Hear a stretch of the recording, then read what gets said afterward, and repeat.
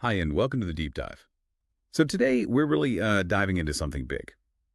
India's ambitious plan, its journey to become a developed country by 2047. That's a huge milestone, right? It's a 100th year of independence. And, India's rise has been pretty staggering. It became the world's fifth largest economy back in 2022. But what does that actually feel like on the ground for, well, for its millions and millions of people? That's what we want to unpack. We'll look at the facts, hmm the progress, yeah, but also the challenges, the big hurdles that are still there, and crucially, what reforms need to happen to make that 2047 vision a reality. Yeah, it's definitely complex. There's a lot going on. And the sources we've looked at, they give a pretty balanced picture. I think they show the big wins for sure. Yeah. But they also highlight these deep structural problems and the areas where, honestly, fundamental changes are needed. You really have to look at it from all angles. It's not just the straight line upwards. Okay, let's unpack this then, starting with the progress, because there has been a lot. That economic transformation, becoming the fifth largest economy, how significant is that jump really? What drove it? Well, it's hugely significant in terms of global standing. And what's fascinating here is how it happened. It wasn't just traditional growth. There's this unique mix in India, a young, tech-savvy population, and a real governmental push towards digital. Right. It kind of created this perfect storm for digital-first economic expansion. We saw this explosion in startups, the digital economy generally, and also that focus on manufacturing, like Make in India. Yes, Make in India. We hear a lot about that. And the startup scene is remarkable. You mentioned unicorn startups worth over $1 billion. Yeah. Over 100 of them by 2024. That puts India right behind the US and China. It's a massive acceleration of entrepreneurial energy. Wow. That's impressive speed. But okay, an economy doesn't just run on startups, right? What about the physical stuff? Infrastructure. Because that's often a big challenge. We hear about huge highway projects like Paratmala. Exactly. The highway expansion has been massive. Faratmala is about connecting economic hubs, improving logistics. It really changes how things move. And trains, too. The Vande Bharat. Yes, the introduction of high-speed trains like Vande Bharat is another visible sign of that infra push.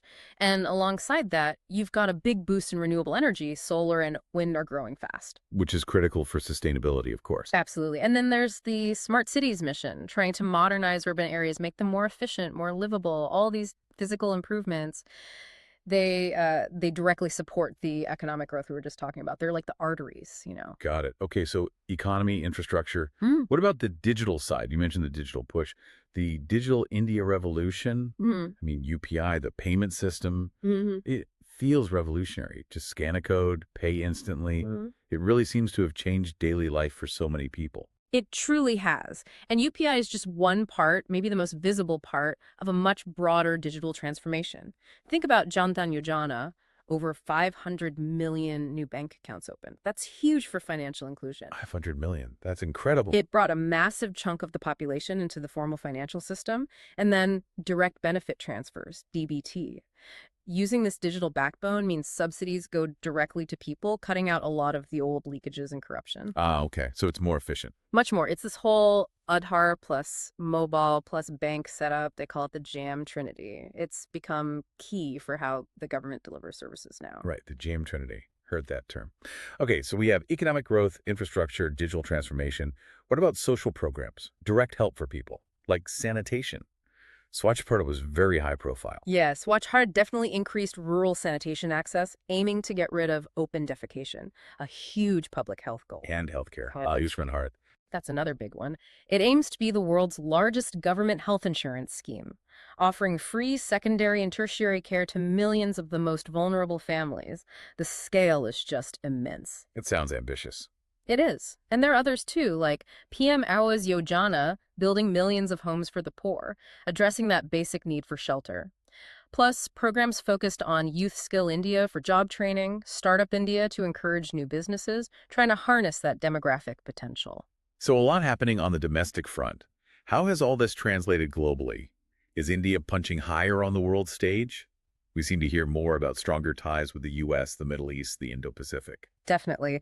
There's a clear shift towards a more assertive foreign policy, the Act East policy, engaging more with Southeast and East Asia. Right. And deeper involvement in groups like the QEOD, that's the Strategic Dialogue with the US, Japan, and Australia. India's presence in global summits is stronger. It's taking on more leadership roles. It reflects that growing economic clout and confidence. Okay, so that paints a pretty compelling picture of progress. A rising economy, better infrastructure, digital leaks, major social schemes, and a bigger global role. But, Yeah. and there's always a but, isn't there? We need to look at the other side, the challenges. Because despite all this progress, becoming developed is still a huge leap. Let's dig into those hurdles. Where should we start? Education. Education and human capital, yeah, that's fundamental. And it's a major weak point, according to our sources. Public schools, especially out in rural areas, are still really underperforming. Underperforming how? Like quality. Quality, exactly. And there's this huge gap between, say, elite institutions and the average quality of higher education or skill development available to most people. It raises this critical question about actual learning. Are kids learning what they need to? And what's the answer? Well, the data suggests India's learning outcomes are actually lagging behind countries like, say, Vietnam.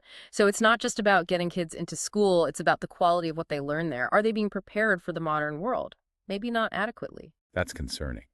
Okay, what about healthcare? We mentioned Ayushman fraud, but what's the overall picture? I remember seeing figures about low government spending, like only 2% of GDP. Around that, yeah. Which is very low for a country this size. And it shows poor access to healthcare in rural areas is still a massive, persistent problem. We saw the system under strain during the pandemic too, right? Even in cities. Exactly. Urban hospitals were just overwhelmed during COVID. It really exposed the lack of depth, the inadequate infrastructure and capacity across the board. The 2% spending, it's just not enough to build a system that's resilient and can serve everyone fairly. Okay, education, healthcare. Now, jobs. This feels like a big one. We talked about economic race, fifth largest economy. But are people getting good jobs? It seems like there's a disconnect. There absolutely is. This is maybe one of the biggest paradoxes. The growth has been strong, but it hasn't really generated enough quality employment. What do you mean by quality employment? Formal sector jobs, jobs with contracts, social security, benefits. The stark reality is most jobs in India, maybe 90%, are still in the informal sector. 90%, wow. Yeah, so no safety net. And then you have high youth unemployment, particularly for people who've actually graduated from college or university. So you can have a degree and still struggle to find decent work. Precisely. It points to a huge mismatch between the skills people have and the jobs the economy is creating.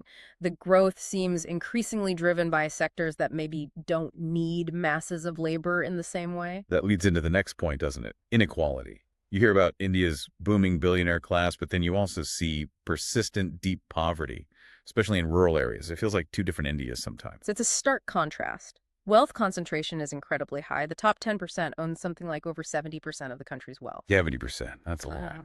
It is. And this isn't just about money. It translates into very uneven access to basics: nutrition, clean water, sanitation, healthcare, education, and crucially, opportunities. It makes it really hard for people at the bottom to climb up. Another challenge that affects everyone, rich or poor, is the environment. Air pollution is notorious, especially in cities like Delhi. Yeah. Some of the worst in the world, right? Consistently, yes. It's a major public health crisis. And it's not just air. There's a severe water crisis brewing, largely due to over-extraction of groundwater, especially for agriculture in states like Punjab and Haryana. And climate change is making things worse. Definitely. We're seeing the impacts already: more intense floods, worse droughts, killer heat waves. These aren't future problems. They're happening now, and they hit the poor the hardest, impacting farming, health, everything. Okay, so education, health, jobs, inequality, environment. What about the system itself, the government machinery? You often hear complaints about bureaucracy, red tape, slow courts. Institutional weaknesses, yes, that's another big hurdle. Bureaucratic delays can still stifle business and, frankly, make daily life difficult for citizens. And the judiciary, it's incredibly slow. How slow are we talking? Well, there are literally tens of millions of cases pending across all the courts. Crores of cases in Indian numbering. That's just mind-boggling. It must paralyze things. It does. It makes getting justice incredibly difficult and slow. And things like weak contract enforcement, stemming partly from this, really put a brake on investment and trust in the system. Okay, so we've laid out the impressive progress, but also these really significant, deep-rooted challenges. Education, health, jobs, inequality, environment, institutions. It's a daunting list. So what's the path forward? What needs to be done to realistically aim for developed status by 2047? Let's talk solutions. Right, the reform agenda. It has to be comprehensive, starting back with education quality. What does boosting quality actually mean in practice? It means shifting the focus, moving away from just rote learning towards critical thinking, creativity, problem solving, and practical vocational skills too. It needs serious investment in training teachers better, using digital tools effectively, improving English proficiency for global competitiveness. And the curriculum itself. Needs a major overhaul. It has to align with global standards and prepare kids for the kinds of jobs that exist now and will exist in the future, not just for exams. Okay, education reform. Mm. Then healthcare. You mentioned the low spending. So step one is spend more. Yes, significantly more. The sources suggest increasing public health spending to maybe 4 or 5% of GDP, up from the current 2%. Where should that extra money go? Strategically, All right. strengthening primary care, especially rural clinics, focusing more on preventive health, not just treating sickness, and really leveraging technology, digital health records, maybe AI for diagnostics to improve access and efficiency, especially in remote areas, making it a truly universal system. Makes sense. Now, back to the economy, manufacturing, and innovation. Yeah. We need those quality jobs. Strengthen the Make in India initiative, but focus it more strategically on high-tech, high-value sectors. Like what? Think electronics, semiconductors, that's globally crucial, now defense manufacturing, space technology, areas where India has potential but needs a bigger push, and critically, incentivize research and development. Encourage companies to innovate and create patents in India using things like tax breaks, grants, foster a real innovation ecosystem. Got it. High-tech focus. What about the traditional backbone? Agriculture. Right. Still employs huge numbers. Absolutely cannot be ignored. Needs modernization. That means investment in agricultural technology, better irrigation to cope with climate change, much better supply chains to reduce waste and get food from farm to table efficiently. And policy changes, too. Definitely. Encouraging farmers to diversify crops, adopt climate-resilient farming methods. Plus, fundamental reforms are needed in things like land leasing laws, how minimum support prices work, and access to credit for farmers. Make farming more viable and profitable. Okay. And underpinning all of this is the governance system itself. You mentioned the slow judiciary. Yes, tackling that backlog is critical. Speeding up the courts. How? More judges. More judges, yes, but also aggressive digitization of court processes, alternative dispute resolution mechanisms, make justice faster and more accessible. Beyond courts, it's about simplifying regulations, tax laws, rules for starting and running a business, improve that ease of doing business, and maybe more decentralization, giving local governments more power and resources to actually implement programs effectively on the ground. Right, making the system work better. Finally, sustainability. It has to be woven into everything, right? Non-negotiable for long-term development. That means a continued strong commitment to clean energy. Solar is already huge, but also exploring green hydrogen, pushing electric vehicles. Managing resources better. Crucial. Protecting water sources, conserving forests, managing waste better, and really integrating environmental planning into how cities grow and develop. Building sustainable, resilient urban spaces for the future. Okay, it's a massive agenda. Education, health, jobs, innovation, agriculture, governance, sustainability. So let's try to pull this together. What's the big picture takeaway? India's made undeniable strides, especially since 2014. The economy, the infrastructure, the digital leap, it's all very real and significant, far more than many might have expected. Absolutely. The progress is tangible, but as our sources highlight, these deep structural challenges remain. We still need far more formal jobs. There's a persistent gap between rural and urban areas in terms of infrastructure and basic services. Digital progress is great, but cybersecurity and ensuring everyone has the skills to use these tools, digital literacy, are becoming crucial. And the really big ones: fundamental reform and much higher investment needed in education and health. Without that human capital, sustained progress is hard. Plus, environmental rules need teeth, better enforcement.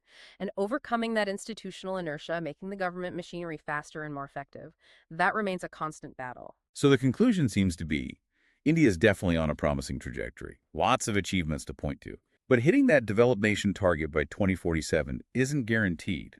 It really hinges on tackling these core issues head on, with some truly transformational reforms. Education, quality jobs, health care for all, better governance, sustainability. These aren't optional extras. They seem as essential for that final leap.